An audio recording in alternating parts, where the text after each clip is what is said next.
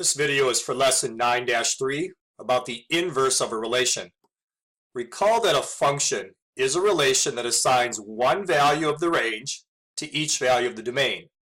Functions can be described with ordered pairs or with a rule that is an equation to indicate how the range value is related to the domain value.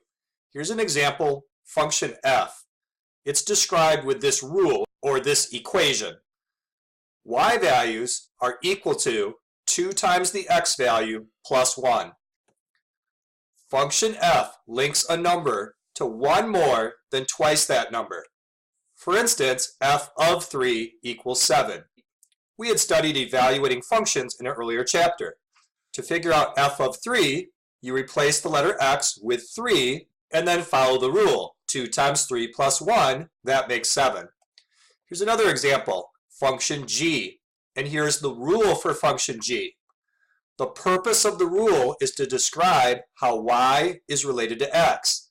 In this case, y is equal to half of 1 less than x. We could evaluate this for different values. Let's figure out g of 7. So when you substitute 7 in place of x and work out this rule, it turns out to be 3. 7 minus 1 makes 6, and then half of 6 makes 3. Observe that function f links x equals 3 to y equals 7, and function g links x equals 7 to y equals 3. These are called inverse functions. Here's something that's true about inverse functions. If f and g are inverses, then the following compositions are true. If you input g of x into function f, the result is just x. And if you insert f of x into function g, the result is just x. A common use of the word inverse this year for us has been that inverses cancel each other away. Like the inverse of adding 5 is subtracting 5. Or the inverse of dividing by 2 is multiplying by 2. Or the inverse of squaring is square root. This follows that same idea. Function f undoes whatever function g does, creating the original number x. Function g undoes whatever function f does, creating the original number x. In general, the inverse of a relation is the relation obtained by interchanging the coordinates in the ordered pairs. The symbol that we're going to use to mean inverse looks like this. It has a -1 in the exponent position. But when working with functions, this is not a negative exponent. This is a symbol that's going to mean f inverse. Or another way to say that, it means the inverse of function f. So you have to be careful to pay attention to what your math is about. Is it about numbers and variables, in which case a number in the upper corner would be an exponent, or is it about functions, in which case this -1 in the upper corner implies an inverse? Let's use that main idea that an inverse interchanges the x and y coordinates. Let's find f inverse if function f has these 4 ordered pairs. So we're going to write f inverse equals, and then in braces, let's create the ordered pairs by interchanging the x and y values. What's the inverse of 1, 4? It's 4, 1. What's the inverse of 3, 7? It's 7, 3. What's the inverse of 4, 7? It's 7, 4. And last, 2, 10. This list of ordered pairs is the inverse of the original list of ordered pairs. Let's try another example. Let's find h inverse if function h has this rule to it. To do this, remember our main idea. An inverse interchanges the x and y. So when we want to find h inverse, we're looking for an equation where we interchange x and y. Put the x here and put the y here. There's the inverse. Now, it is common to take the time to rearrange this so that it still starts with the letter y, because when we have linear functions, we're used to slope-intercept form. So we could subtract 3y from both sides, getting negative 3y plus x equals 4. Then subtract x from both sides, getting negative 3y equals negative x plus 4. Next, let's divide that coefficient of negative 3 on both sides. That gets y alone. So we have x over 3 minus 4/3. So this equation right here is the inverse of this original equation. You want to know what the opposite thing is of timesing something by 3 and then adding 4 to it? The opposite thing is taking 1/3 of a number and then subtracting 4/3 from it. If a function has 1-to-1 correspondence, then its inverse is also a function. If a function doesn't have 1-to-1 correspondence, then its inverse is not a function. This vocabulary idea, 1-to-1 correspondence, is from chapter 1. 1-to-1 correspondence is when each x value is paired with one y value and each y value has one x value. Here's an example. Is the inverse of this function a function? First, let's write an equation for the inverse by interchanging the x and y values. Then, let's solve this for y. Subtract the y squared from both sides, getting negative y squared plus x equals negative 1. Then we could subtract x, getting negative y squared equals negative x minus 1. Then divide by negative 1, getting y squared equals x plus 1. How do you get rid of squaring? We just finished the chapter about that. To remove squaring, you use the inverse, which is called square root. So we have y equals the plus and minus square root of x plus 1. Do you see that plus minus sign? That's telling us that there are going to be two different y values for each x value that we plug in. Like if you plugged in a 1 for x, one answer is the positive square root of 2. But another answer for y is negative square root of 2. So that single x value of 1 has two y values linked to it. That's not a function when that happens. The graphs of inverse relations are symmetric with respect to the line y equals x. And we can demonstrate that using functions f and g that we started the lesson with. First of all, what does the line y equals x look like, or y equals 1x? That goes through the origin with a slope of 1.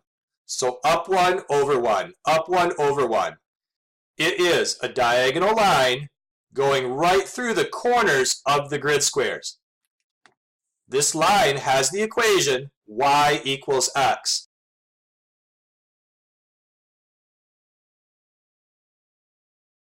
Next, let's graph function f and graph function g.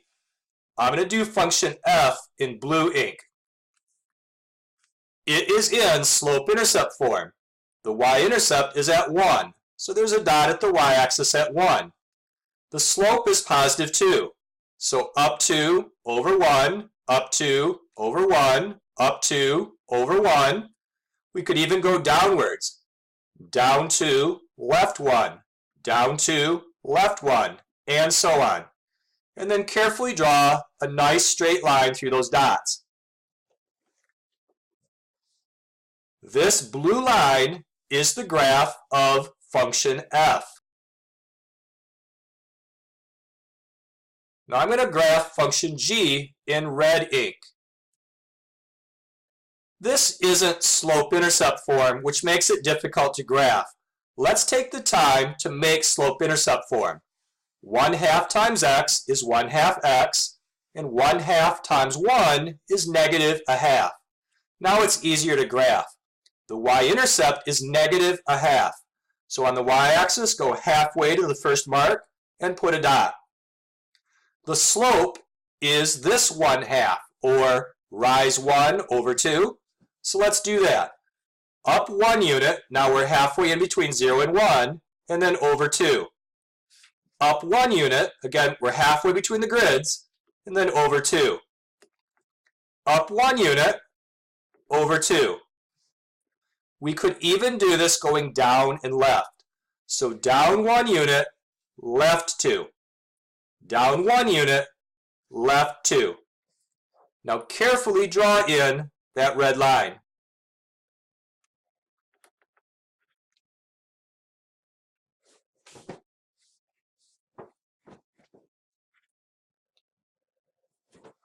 We wanted to illustrate that inverses are symmetric with the line y equals x.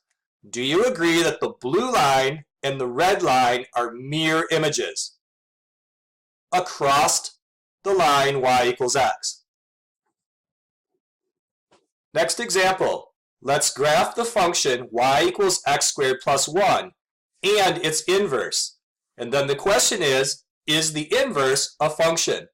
Let's graph the original one in red ink, and then we'll find its inverse and graph it in a different color. So y equals x squared plus 1 is a parabola, and the vertex is 1 unit up on the y-axis because of that plus 1 constant term. When the value of a is a 1, it's our basic pattern for the branches. Over 1, up 1, and then back to the vertex, this time go over 2, up 4. And do that same thing but going to the left. Here's the parabola.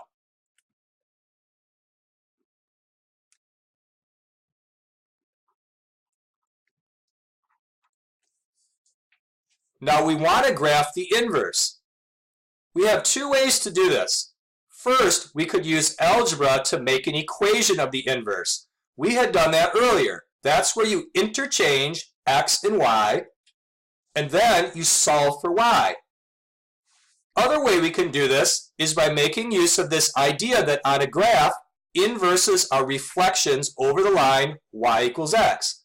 Let's draw the line y equals x. It went uphill at a 45-degree angle, crossing through the corners of all the little grid squares.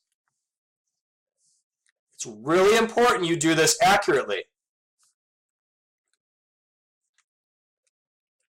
Now, let's graph the inverse of the red parabola. I'm going to show it in blue ink. Inverses are reflections over that diagonal line. And the other thing we know about inverses is that you interchange the x and y values. So look at this vertex dot right here. Where's the reflection of that when you go across the diagonal brown line? It lands you right here. Another way to think of it is, what do you get when you interchange the x and y values? This red dot is 0, 1. If you interchange those numbers, you get 1, 0. And that's this blue dot. Next, look at this dot right here. When you go across the brown line, where does it end up? Right there. This blue dot is the mirror image of the red dot across our diagonal line. The other way to think of it is by interchanging the coordinates. Where's the red dot at? It's 1, 2. So if you switch those numbers, it becomes 2, 1. And that's this blue dot right here. Okay, this red dot is right now at 2, 5. If you switch the numbers, what do you get? You get 5, 2. So over 5, up 2. As we start to draw in the shape, here's what it looks like so far. What's the rest of this blue shape going to look like, do you think? Well, where's the reflection of this piece? Where's this dot at right here? This is -1, 2. If you interchange them, you get 2, -1. So over 2, down 1. Where's this dot at? This is -2, 5. Interchange those. You get 5, -2. And that's right here. So as we finish drawing the blue shape, notice it's a sideways opening parabola. The inverse of this red parabola is this sideways opening blue parabola. Is it a function? And the answer is no, because it fails the vertical line test. There are a lot of places where if you draw a vertical line through it, you intersect in more than one place. That means it's not a function, because for that x value, there are 2 different y values assigned. Let's summarize this lesson. We discussed inverse relationships. And in general, inverse relationships are created by interchanging the x and y coordinates. If you have a list of ordered pairs like our first example, that's really straightforward. You literally just switch the order of the numbers in the parentheses. If you have an equation like the second example, you interchange the x and the y. Then rearrange the equation to get it back to having a y on the left side. We also discussed graphs of inverses, and we concluded that they are reflections over this diagonal line.